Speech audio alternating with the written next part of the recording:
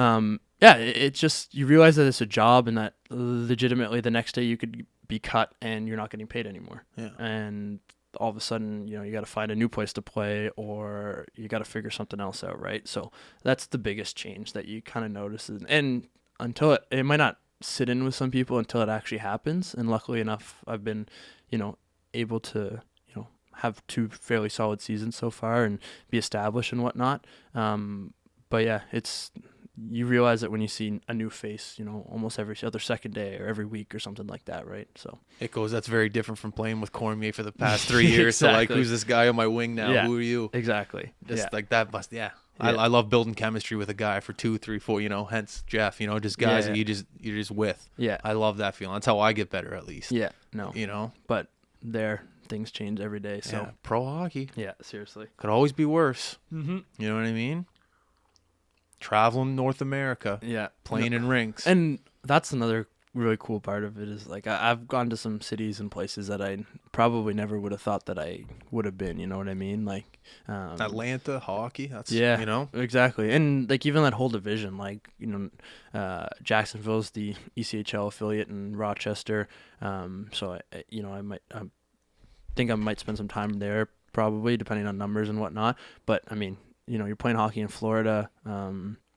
There's a team in Fort Myers. There's a team in Orlando. Those are not necessarily places you think of as big, hockey hubs. But then you get down there and it's like, it's almost crazy. Like we were playing in Trois-Rivières. We went down on a 2-week-long road trip and we played in South Carolina. We played in Savannah. We played in Jacksonville. But like the fans down there, like, they're diehards, honestly. Oh, yeah. Like, you don't expect it, but they love hockey. And, I mean, it's, you might walk out and you're probably not going to run into that many people that are like, because there's some bigger cities, but, some people are like, oh, hockey, like, oh, that's cool, like, blah, blah, blah. But they don't really, they might not even know there's a team in the city. But then you get to the rink and, like, some of the fans there, like, just diehards, love hockey, turn out in great numbers and, like, I mean, honestly, like, the fans down there compared to even the fans, like, in Trois-Rivières, like,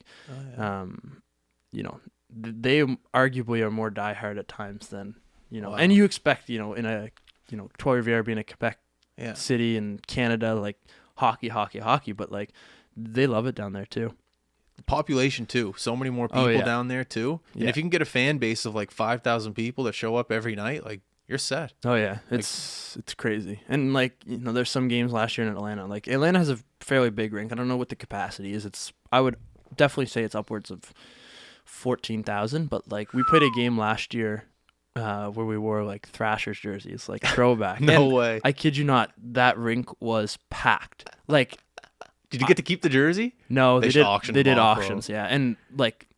Some of the auctions, like one of the jerseys went for like $4,500. Jesus. Yeah, like if they got an NHL team back there, like I can only imagine what the fan base would do, or right. And I mean, obviously, there's a Tuesday night where you get 2,000 people. The place looks completely empty, right? But no, some of those specialty jersey games, like on a Saturday night, crazy the amount of people that show up.